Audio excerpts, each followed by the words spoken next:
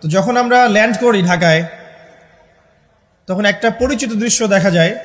এই দৃশ্য বাংলাদেশের অন্য কোনো জায়গায় দেখা যায় না। পার পাবে না ইনশাআল্লাহ। কোন মাজলুমের চোখের প্রাণী বৃথা যাবে না, কারণ কিয়ামতের দিন আছে। এটা হচ্ছে মাজলুম। প্রিয় দর্শকবৃন্দ, আপনাদের সবাইকে জানাই আন্তরিক শুভেচ্ছা ও স্বাগত। আমরা সবাই জানি ইসলাম একটি পূর্ণাঙ্গ জীবন ব্যবস্থা।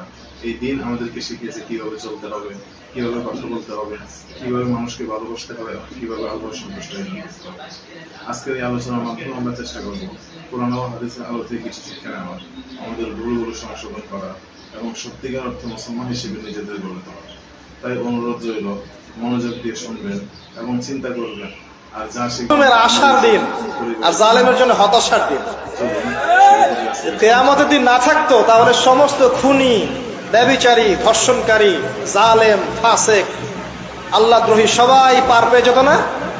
আল্লাহ পাক পার দিবেন না বলেই কিয়ামতের দিন রেখেছেন। ছোটবেলা আমরাও মনে করতাম যে মানুষের জন্ম নিয়েছে, কি ভুলটা করলাম।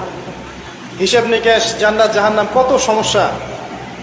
যত দিন যাচ্ছে বুঝতে পারছি যে ভাগ্যিস কিয়ামতের দিন বলে একটা দিন আছে, না হলে জালেমের এই জুলুমের কোনো বদলা হতো না, আর মাজলুম তার অধিকার ফিরে পেত না।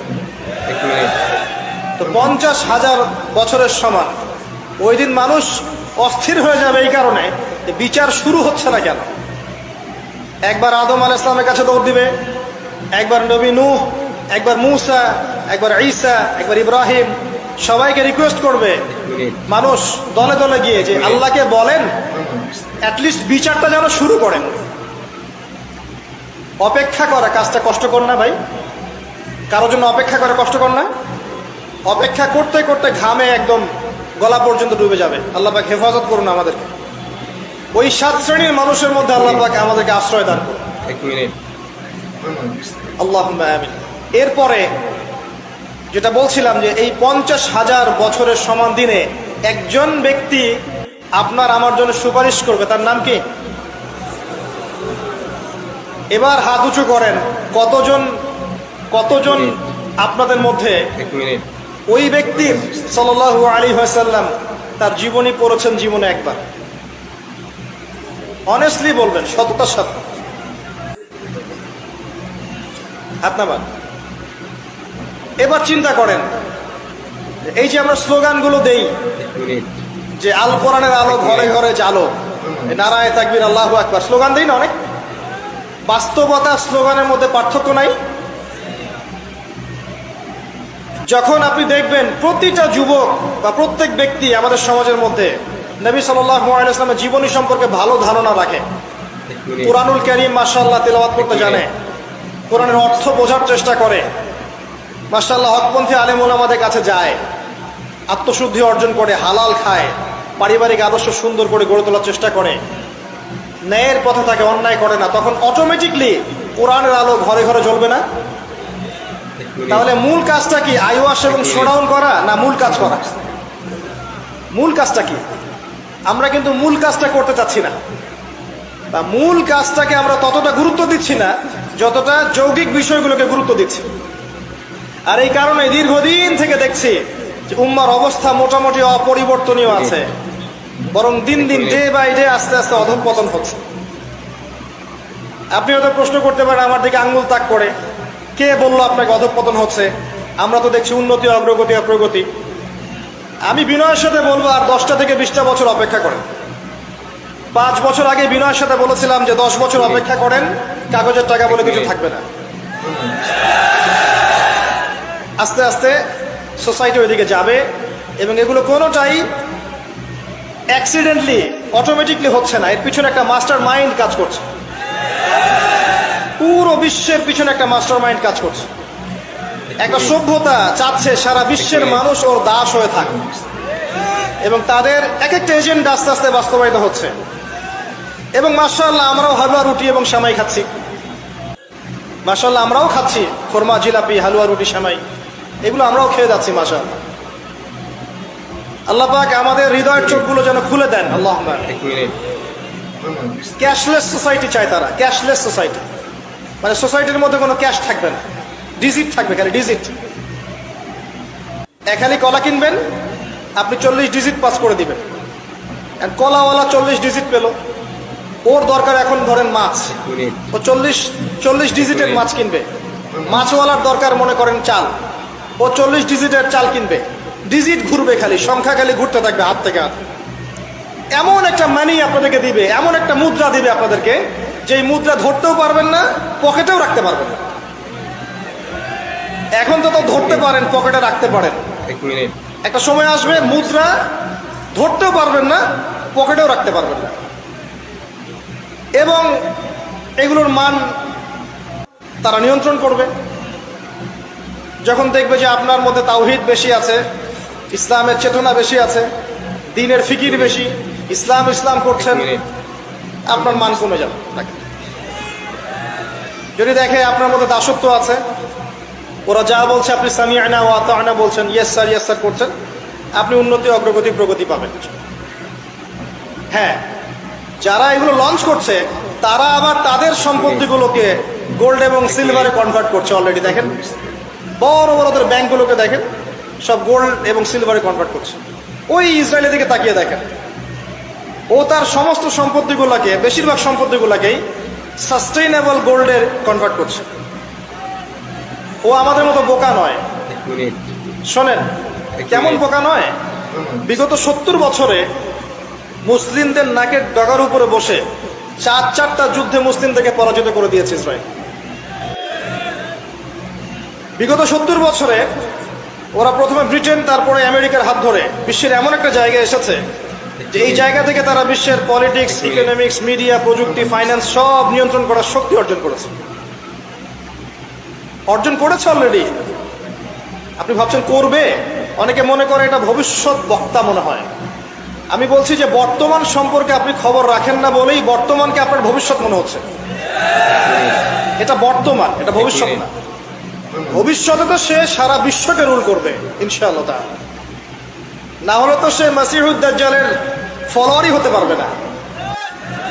আর দাজ্জাল তো সারা বিশ্বকে শাসন করবে এবং তাকে ফলো করবে জিউসরাই। তবে হ্যাঁ, এটা আমরা জানি কোরআন এবং হাদিস থেকে আলহামদুলিল্লাহ যে ওদের এই দমন, পীড়ন, জুলুম এবং শাসনটা চিরস্থায়ী হবে না ইনশাআল্লাহ। এটা একটা সাময়িক সময় জুড়ে থাকবে, এরপরে আল্লাহ পাক পৃথিবী থেকে এটাকে সরিয়ে দিবে ইনশাআল্লাহ। কিভাবে সরাবেন? ওই যে লোহিত সাগরে আল্লাহ পাক যেমন করে বনু ইসরায়েলকে ধাওয়া করছিল ফেরাউনের বাহিনী, মনে আছে? লোহিত সাগরে আল্লাহ পাক ফেরাউনের বাহিনীকে একত্রিত করেছেন, ডুবিয়ে দিয়েছেন, দেন নাই? আল্লাহ পাক সেম সুন্নাহ অ্যাপ্লাই করেছেন প্যালেস্টাইনের ক্ষেত্রে। আল্লাহ পাক সমস্ত জালেমদেরকে ওখানে একত্রিত করেছেন ধ্বংস করার জন্য। সেম সুন্নাহ, এটা হবে ইনশাআল্লাহ আযম। আমরা জানি এটা সরে যাবে পৃথিবী থেকে। তারপরে এমন একটা যুগ আসবে যে যুগে ইনশাআল্লাহ আযজা ওয়া জাল একজন নবী সারা বিশ্ব পরিচালনা করবেন। একজন নবী, তার নাম ঈসা ইবনে মারইয়াম, এবং তার অনেক আগেই আমাদের ইমাম আল মাহদি তিনি ইন্তেকাল করবেন। মনে রাখবেন, শেষ জামানার সবচেয়ে ভাইটাল চরিত্র ইমাম মাহদি নয়। শেষ জামানার সবচেয়ে ভাইটাল চরিত্র হচ্ছে ঈসা ইবনে মারইয়াম। ঈসা ইবনে মারইয়াম সবচেয়ে ভাইটাল চরিত্র, কারণ তিনি জেরুজালেম থেকে সারা ওয়ার্ল্ডে ইসলামী খেলাফা কায়েম করেন এবং 40 বছর, এই 40 সংখ্যা এক্স্যাক্টলি 40 না আরো বেশি আল্লাহ ভালো জানেন, পৃথিবী জুড়ে ইসলামের অনুশাসন বজায় থাকবে ইনশাআল্লাহ। একটা কাঁচা বাড়ি, একটা পাকা বাড়ি আপনি পাবেন না যেখানে আল্লাহর কালিমা প্রবেশ করবে না, জুলুম বলে কিছু থাকবে না ইনশাআল্লাহ।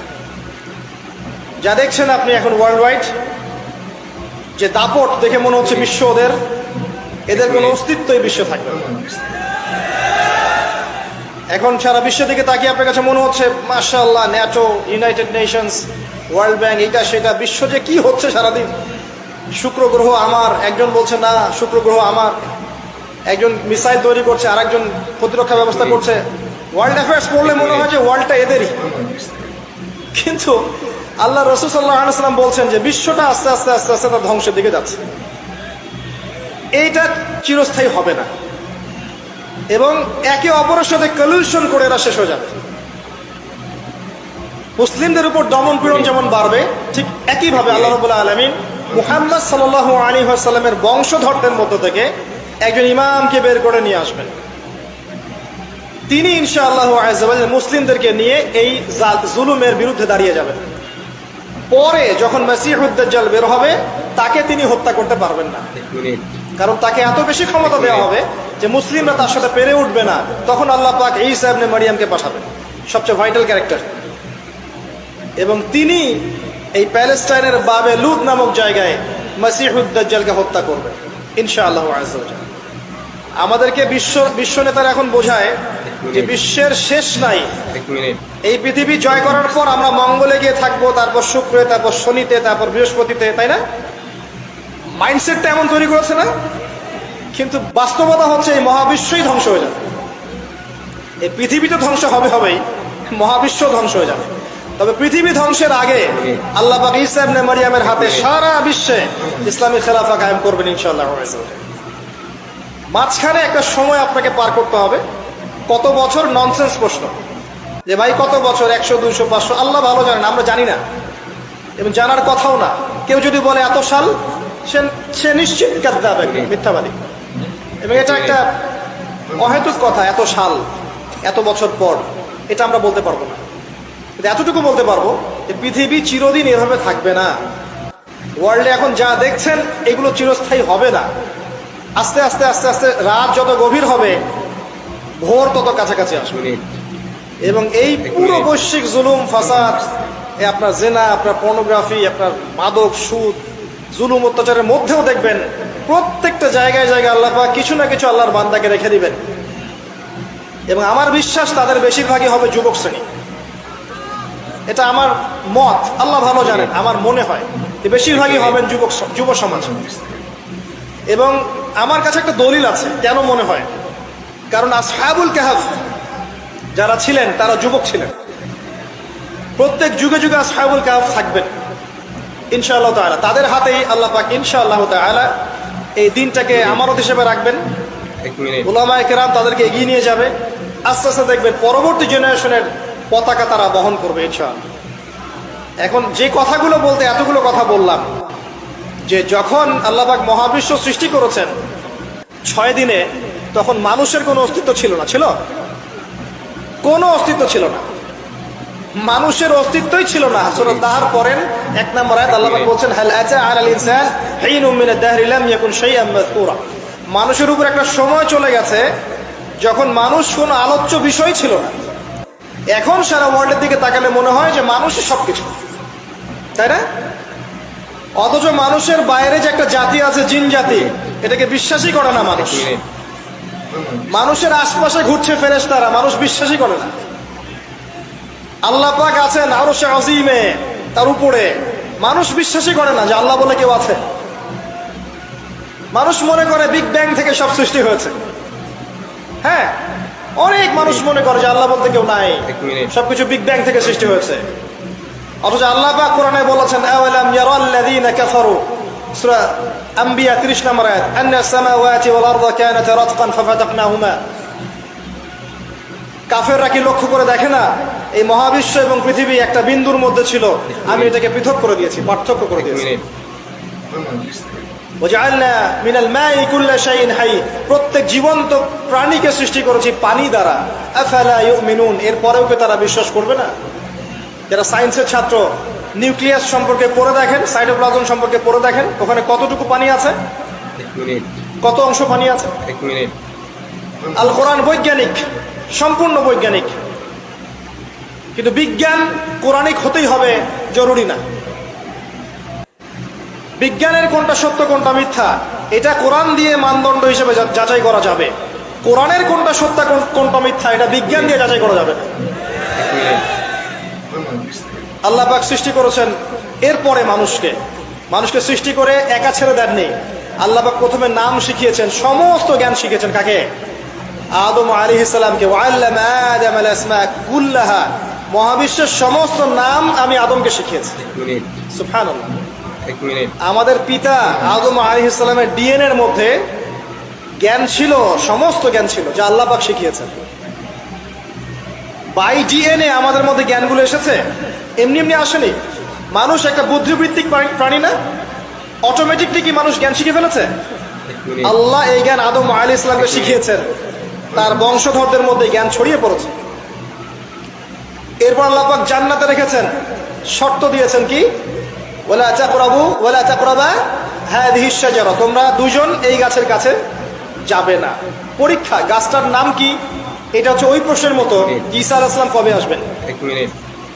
গাছটার নাম কি? এটা ওই প্রশ্নের মতো যে দাজ্জালের আসল নাম কি হবে, ইমাম মাহদী কত সালে আসবেন। এগুলো ওই প্রশ্নের মতো যে ওই গাছটার নাম কি ছিল। প্রয়োজন নাই গাছের নামের আমার, গাছটা ছিল একটা টেস্ট, পরীক্ষা। গাছের কাছেও যেও না। চলে গেলেন, কার প্ররোচনা চলে গেলেন? ইবলিস। তার নাম কি? ইবলিস। আচ্ছা, ইবলিস আমল করতো না? ইবলিস ফেরেশতাদের সর্দার ছিল না? কি কারণে আল্লাহ পাক তাকে বহিষ্কার করলেন? অহংকার, রাইট। আবা ওয়াস্তাকবারা, সিজদা করি নাই। খলাকতানি মিন নার ওয়া খলাকতাহু মিন তিন, আমাকে সৃষ্টি করেছেন কি দিয়ে? আগুন। তাকে সৃষ্টি করেছেন মাটি। এটাকে বলে আত্ম অহংকার, ইগো। মনে রাখবেন, আপনার যত বড় সার্টিফিকেট থাকুক, কেমব্রিজ থেকে, অক্সফোর্ড থেকে, হার্ভার্ড থেকে বা দারুল উলুম থেকেই, যদি আপনার কাছে অনেক বড় বড় সার্টিফিকেট থাকে কিন্তু মনের মধ্যে অহংকার থাকে, আপনার মনের মধ্যে নূর আসবে না। যদি আসতো তাহলে ইবলিসের মনে আসতো। তার জ্ঞানের কোনো কমতি ছিল না। ওয়াস্তাকবার, সে অহংকার করেছে। আর অহংকার কাকে বলে? বাতরুন নাস, বাতরুল হক ওয়া গমতুন নাস, সত্যকে প্রত্যাখ্যান করা এবং অন্যদেরকে ছোট করা, আন্ডার এস্টিমেট করা। আর আমাদের সংস্কৃতি এখন হচ্ছে অন্যকে আন্ডার এস্টিমেট করা। আমাদের চরিত্রই হয়ে গেছে এমন, গীবত, তোহমত, অপবাদ, সমালোচনা, কাদা ছড়াছড়ি, চুল ছেঁড়াছেড়ি, এগুলোই সংস্কৃতি। যতক্ষণ আমরা এই কাজগুলো করতে থাকি ততক্ষণ ওই যে ইসরায়েল, সে আরো 10টা মিসাইল বানিয়ে ফেলে। এই জন্যই বলি যে আমরা মাঝে মাঝে জিলাপি খাই, খোরমা খাই। যখন আমরা ল্যান্ড করি ঢাকায়, তখন একটা পরিচিত দৃশ্য দেখা যায়। এই দৃশ্য বাংলাদেশের অন্য কোনো জায়গায় দেখা যায় না। সেটা হলো বাক্সে বাক্সে বন্দি জীবন। উঁচু উঁচু কিছু ইমারত দেখা যায়, ইট কাঠ পাথরের কিছু ইমারত, ছোট ছোট বাক্সের মতো, আকাশ থেকে বাক্সের মতো লাগে দেখতে। এই যে বাক্সে বাক্সে বন্দি জীবন, এই দৃশ্যটা ঢাকাতে আসলে দেখা যায়। দেখুন, রাসূলুল্লাহ সাল্লাল্লাহু আলাইহি ওয়াসাল্লাম, একটু মনোযোগের সাথে শুনতে হবে। যখন আমরা ল্যান্ড করি তখন কি দেখি? দেখি হাইলি কনস্ট্রাক্টেড বিল্ডিংস। ঢাকায় আমরা দেখি হাইলি কনস্ট্রাক্টেড বিল্ডিংস। আজকে থেকে 200 বছর আগে এমন দৃশ্য কেউ দেখেছে কিনা আমার জানা নাই। তবে একটা হাদিস থেকে আমি আলোচনা শুরু করি, তাহলে বুঝতে পারবেন। নবী সাল্লাল্লাহু আলাইহি ওয়াসাল্লাম মসজিদে বসে আছেন, মসজিদের মধ্যে, নববীর মধ্যে, এবং হাদিসটা তার ইন্তেকালের অল্প কিছুদিন আগের হাদিস। এটা প্রারম্ভিক সময়ের হাদিস নয়, শেষের দিকের হাদিস। কোরআনের যেমন শানে নজুল আছে, হাদিসেরও কিন্তু শানে নজুল আছে। ঠিক আছে? কোরআনের যেমন শানে নজুল আছে, এক একটা আয়াত এক একটা প্রেক্ষাপট এসেছে, নাজিল হয়েছে, ঠিক একইভাবে হাদিসেরও কিন্তু শানে নজুল আছে। নবী সাল্লাল্লাহু আলাইহি ওয়াসাল্লামের জীবনের শেষের দিকের হাদিস। তিনি মসজিদে বসে আছেন, একজন ব্যক্তি মসজিদে প্রবেশ করলেন, শুভ্র সাদা কাপড় পরিহিত, ধবধবে সাদা, অতি উত্তম কাপড়, পরিচ্ছন্ন, প্রবেশ করলেন এবং রাসূল সাল্লাল্লাহু আলাইহি ওয়াসাল্লামের হাঁটুর সাথে হাঁটু লাগিয়ে বসলেন। ঠিক আমরা যেমন আত্তাহিয়াতু পড়ার সময় যেভাবে বসি নামাজে, এভাবে। আমার কথা কি বুঝতে পারছেন? আচ্ছা, এবার নবী সাল্লাল্লাহু আলাইহি ওয়াসাল্লামকে তিনি ব্যাক টু ব্যাক 4টা প্রশ্ন করছেন। এক নম্বর বলছেন, ইয়া মুহাম্মদ, হে মুহাম্মদ সাল্লাল্লাহু আলাইহি ওয়াসাল্লাম, আখবিরনি আনিল ইসলাম, আমাকে ইসলাম সম্পর্কে বলুন। নবীজি বললেন, ইসলাম হচ্ছে কালিমা, আল্লাহ এক সাক্ষ্য দেয়া, নবী মুহাম্মদ সাল্লাল্লাহু আলাইহি ওয়াসাল্লামকে সর্বশেষ রাসূল সাক্ষ্য দেয়া, সালাত কায়েম করা, যাকাত দেয়া, রমাদান মাসে সওম রাখা এবং সামর্থ্য হলে হজ করা, এই হলো ইসলাম। তিনি বললেন, সাদাকতা, আপনি সত্য বলেছেন। ওমর রাদিয়াল্লাহু আনহু বলছেন, ফাআজিবনা লাহু ইয়াসআলুহু ওয়া ইউসাদ্দিকু, আমরা তার প্রশ্ন শুনে অবাক হয়ে গেলাম। সে নিজেই প্রশ্ন করছে, নিজেই আবার সত্যায়ন করছে। যে প্রশ্ন করছে সে তো জানার জন্য প্রশ্ন করছে। ছাত্র যদি ওস্তাদের কাছে প্রশ্ন করে যে ওস্তাদ এটা কি, ওস্তাদ বলে এটা এই, তখন সেই ছাত্র যদি বলে যে আপনি সত্য বলেছেন, তার মানে এই ছাত্র আগে থেকে উত্তরটা জানতো, তাই নয় কি? তার মানে এই প্রশ্ন করে আগে থেকেই জানে যে উত্তরটা কি হবে। তো দ্বিতীয় প্রশ্ন করছেন তিনি, বলছেন আখবিরনি আনিল ঈমান, ঈমান কি, আমাকে ঈমান সম্পর্কে বলুন। নবী সাল্লাল্লাহু আলাইহি ওয়াসাল্লাম বলছেন ঈমান হচ্ছে 6টা বিষয় বিশ্বাস করা। তুমিনা বিল্লাহ, আল্লাহ বিশ্বাস করবে, ওয়া মালাইকাতি, তার ফেরেশতা মণ্ডলীর প্রতি, ওয়া কুতুবিহি, তার সমস্ত আসমানি কিতাবের প্রতি, ওয়া রুসুলিহি, তার সমস্ত রাসূলগণের প্রতি, ওয়াল ইয়াউমিল আখির, পরকালের প্রতি, ওয়াল কদরি খাইরি ওয়া শাররি, তাকদীরের ভালো মন্দের প্রতি। এই 6টা পিলারে বিশ্বাস করলে আপনি মুমিন হলেন। প্রশ্নকারী বলছে সাদাক্তা, আপনি সত্য বলেছেন। আবারও তৃতীয় প্রশ্ন করছেন আখবিরনি আনিল ইহসান, হে মুহাম্মদ সাল্লাল্লাহু আলাইহি ওয়াসাল্লাম আমাকে ইহসান সম্পর্কে বলুন, ইহসান কি জিনিস? নবী সাল্লাল্লাহু আলাইহি ওয়াসাল্লাম বলছেন ইহসান হচ্ছে আন তা'বুদাল্লাহা কাআন্নাকা তারাহ, তুমি এমনভাবে আল্লাহর ইবাদত করবে যেন তুমি আল্লাহকে দেখতে পাচ্ছ। ওয়া ইল্লাম তাকুন তারাহু ফাইন্নাহু ইয়ারাক, যদি তুমি আল্লাহকে দেখতে না পারো জেনে রাখবে আল্লাহ ঠিকই তোমাকে দেখছেন। এই আল্লাহ কনসিয়াসনেসের নাম হচ্ছে ইহসান। কি নাম? ইহসান। ইসলামের ভিত্তি পেলাম 5টা, ইমানের কয়টা পেলাম? 6টা। আর ইহসানের ব্যাখ্যা কি পেলাম? আল্লাহ কনসিয়াসনেস, মানে আল্লাহকে হাজির নাজির জেনে ইবাদত করা। কেউ যদি আল্লাহকে হাজির নাজির জেনে ইবাদত করে সে কিন্তু পাপ করতে পারবে না, তার নামাজে মনোযোগ কিন্তু ডানে বামে যাবে না ইনশাআল্লাহ। তো তিনি বললেন সত্য বলেছেন আপনি। এবার চতুর্থ প্রশ্ন করছেন তিনি যে আখবিরনি আনিস সাআ, আমাকে কিয়ামত সম্পর্কে বলুন, কিয়ামত কবে হবে? তখন নবী সাল্লাল্লাহু আলাইহি ওয়াসাল্লাম বলছেন মাল মাসউলু আনহা বিআ'লামা মিনাস সাইল, এ বিষয়ে প্রশ্নকারীর চেয়ে উত্তরদাতার জ্ঞান বেশি নয়। এই বিষয়ে প্রশ্নকারীর চাইতে উত্তরদাতার জ্ঞান বেশি নয়, মানে কেউই জানে না কিয়ামত এক্স্যাক্টলি কবে হবে। তখন প্রশ্নকারী থেমে যাচ্ছেন না, প্রশ্নকারী আবার প্রশ্ন করছেন 5 নম্বর প্রশ্ন যে ফাখবিরনি আন আমারাতিহা, তাহলে আমাকে কিছু আলামত বলেন কিয়ামতের, কিয়ামতে কিছু আলামত বলেন। নবী সাল্লাল্লাহু আলাইহি ওয়াসাল্লাম অনেক আলামত বলতে পারতেন কিন্তু, এবং তিনি বলেছেনও, সারা জীবনে তিনি অসংখ্য আলামত বলেছেন। এবং আলামতগুলোকে 2 ভাগে ভাগ করা যায়, এগুলো বড় এবং কিছুগুলো হচ্ছে ছোট। যদিও বা সবগুলোই আলামত, তবে এটা হচ্ছে ফিকহের বিষয়, উসুলের বিষয়ের মধ্যে আমরা নিয়ে আসতে পারি যে বড় ছোট ভাগ করা যাচ্ছে, আলেম ওলামারা ভাগ করছেন। যাই হোক, 10টা বড় বড় আলামতের কথা বলা হয়েছে। এই 10টা না আসা পর্যন্ত কিয়ামত হবে না। মসিহুদ দাজ্জালের আগমন, নবী ঈসা ইবনে মারইয়ামের আগমন, ইয়াজুজ আর মাজুজ, দাব্বাতুল আরদ, জমিন থেকে প্রাণী বের হবে, ইয়েমেনের আগুন, 3টা বড় বড় ভূমিকম্প, পশ্চিম দিক থেকে সূর্যোদয়, এরকম 10টা আলামত বলা হয়েছে। এগুলো না হওয়া পর্যন্ত কিয়ামত হবে না। এগুলো এখনো হয়নি, এগুলোর কোনোটাই এখনো আসেনি। এগুলো বাদ দিয়ে যেগুলো আলামত সুগরা আমরা বলছি, ছোট ছোট, এগুলোর ম্যাক্সিমাম প্রায় 99% আমরা এখন দেখতে পারি। তবে দেখার জন্য চোখ লাগবে, আর চোখ বলতে শুধু বাইরের চোখকে বোঝাচ্ছি না, হৃদয়ের কলবে কি লাগবে? চোখ লাগবে। আমি আপনার কলবের চোখ দিয়ে আপনাকে শহরটাকে চেনাচ্ছি। আপনার এই হাদিসে নবী সাল্লাল্লাহু আলাইহি ওয়াসাল্লাম অনেকগুলো আলামত না বলে মাত্র 2টো আলামত বলেছেন। কয়টা? মাত্র 2টো। আমি বলছি জীবনের শেষের দিকের হাদিস, শেষ সময় তো আমরা বেশি নসিহত করতে যাবো, তাই না?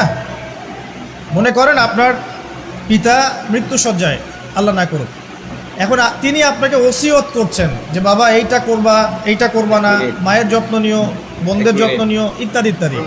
তখন তার ওসিয়তগুলোকে আপনি কত গুরুত্বের সাথে গ্রহণ করবেন, এবং সেই সময় যত ইম্পর্টেন্ট কথা থাকবে সেগুলোই তো মানুষ বলবে, তাই নয় কি? সবচেয়ে ইম্পর্টেন্ট কথাগুলোই মানুষ বলবে। তো নবী সাল্লাল্লাহু আলাইহি ওয়াসাল্লাম এদিকে এসে মাত্র 2টো সাইনের কথা বলছেন।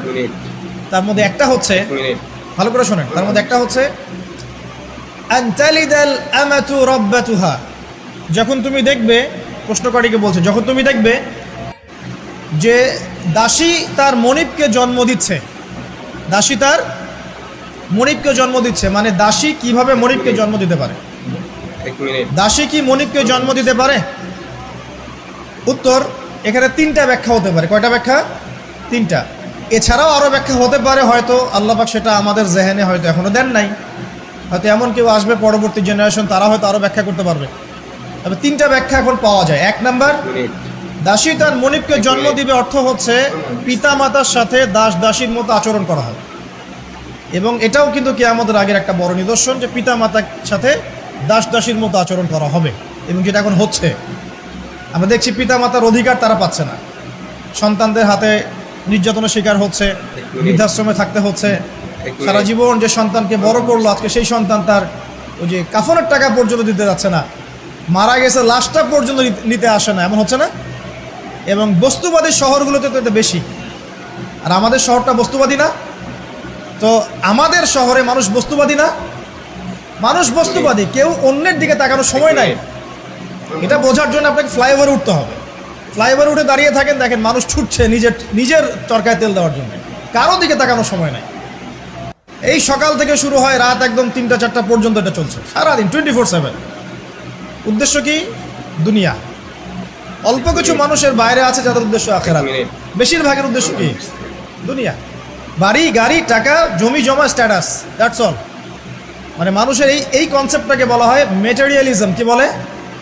মেটেরিয়ালিজম মানে বস্তুবাদিতা। কি বলে? কথা বলেন।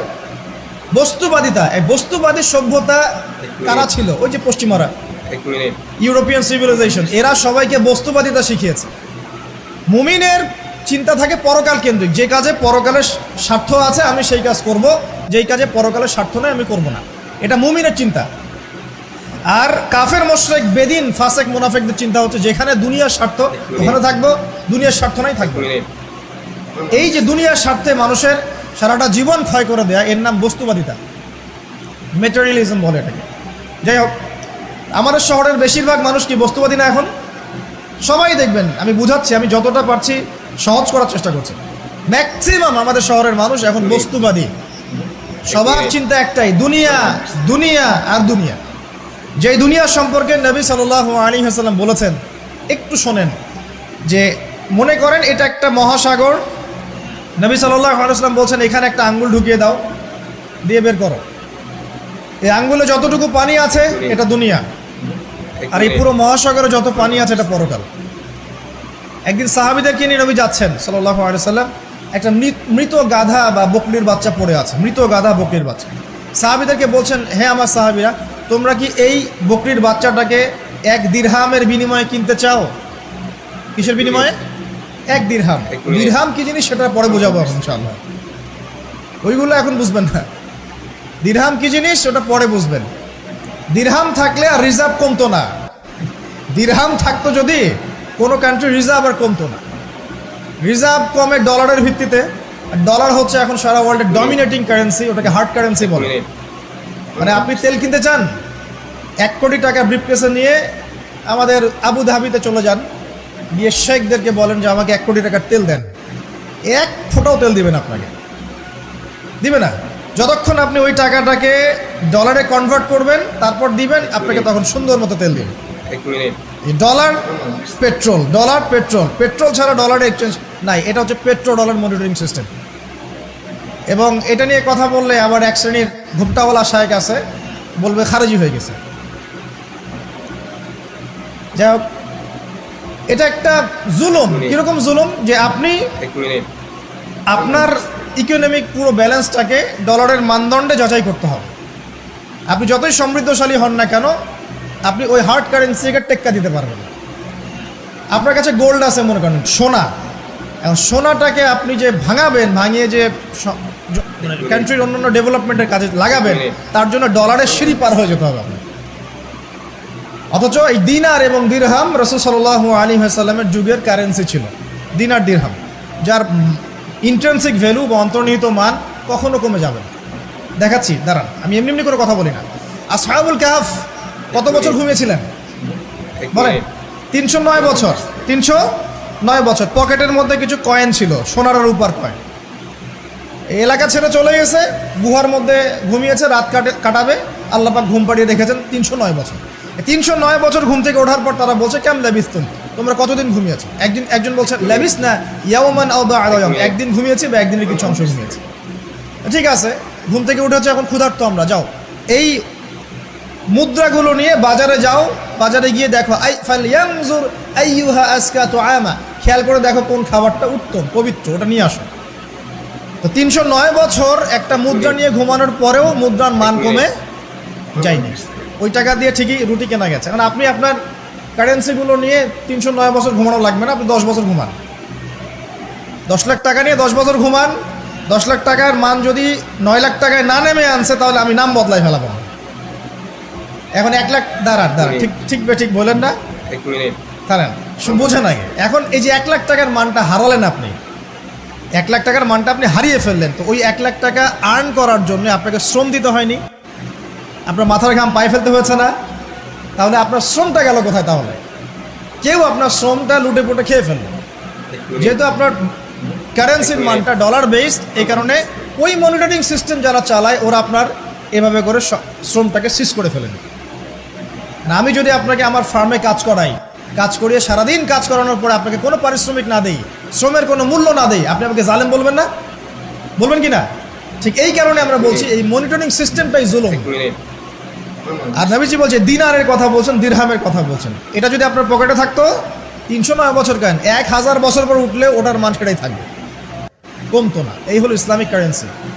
এটা নিয়ে কথা বললে আবার এক শ্রেণীর ঘুমটাওয়ালা শায়েখ আছে, কিছু সত্য কথা ওরা হজম করতে পারে, তখন দেখা যায় যে একটা ফতোয়া দিবে, এ খারেজি হয়ে গেছে, ফাইজলামি পাইছে। কে খারেজি একটু বলে নেই। খারেজি আকিদাটা কি আসলে? খারেজি আকিদা হচ্ছে কোনো ব্যক্তি যদি অন্য কোনো মুসলমানকে যদি কবিরা গুনাহ করার কারণে কাফের মনে করে। কথা বোঝেন? আপনি সুদ খেয়েছেন বা ঘুষ খেয়েছেন বা জেনা করেছেন, এগুলো কবিরা গুনাহ। এখন আমি যদি বলি যে সুদ ঘুষ জেনা করার কারণে আপনি কাফের হয়ে গেছেন, আপনাকে হত্যা করা জায়েজ, তাহলে আমি খারেজি। বুঝতে পারছেন কথা? কিন্তু আমি কি কখনো এরকম কোনো কথা বলেছি? এই যে মনিটরিং সিস্টেম নিয়ে কথা বললাম, এর সাথে কবিরা গুনার কি সম্পর্ক আর খাওয়ারিজমের কি সম্পর্ক? আবার কোনো কোনো ক্ষেত্রে দেখা যায় যে পলিটিক্যাল সমালোচনা করলে খারাজি টাইটেল দিয়ে দিবে। ওই যে বললাম আমাদের শেখদের কাছে যান মিডল ইস্টের, গিয়ে আপনি দেন, টাকা দেন, তেল দিবে না, ডলার না দিলে বলবো এই যে এন্টি মিডল ইস্ট কথা বলেছে, অতএব সে খারিজ হয়ে গেছে। আমি আপনাকে একটা এক্সাম্পল দিই, শোনেন, বোঝেন কথাগুলো বোঝেন। ইয়াজিদের নাম শুনেছেন? ইয়াজিদ ভালো শাসক ছিল না খারাপ শাসক ছিল? তার আমলে হুসাইন রাদিয়াল্লাহু আনহু শাহাদাতের ঘটনা ঘটেছে, হাররার যুদ্ধ ঘটেছে, সে মদিনা আক্রমণ করেছে, মক্কাও আক্রমণ করেছিল, ম্যাসাকার করেছে। বহু সাহাবী তার এই শাসন মেনে নেয় নাই। তার মধ্যে একজন হচ্ছে আব্দুল্লাহ বিন জুবাইর রাদিয়াল্লাহু আনহু, জুবাইর ইবনে আওয়াম রাদিয়াল্লাহু আনহুর ছেলে। তার অনুসারী অনেক সাহাবী ছিলেন। আর আমাকে বলেন, ইয়াজিদ যখন মক্কা মদিনা আক্রমণ করছিল বা তার সেনাবাহিনীরা যখন ইমাম হুসাইনকে কারবালার প্রান্তরে শাহাদত দিচ্ছে বা আক্রমণ করছে তার সপরিবারে, এখন যে সাহাবীরা তার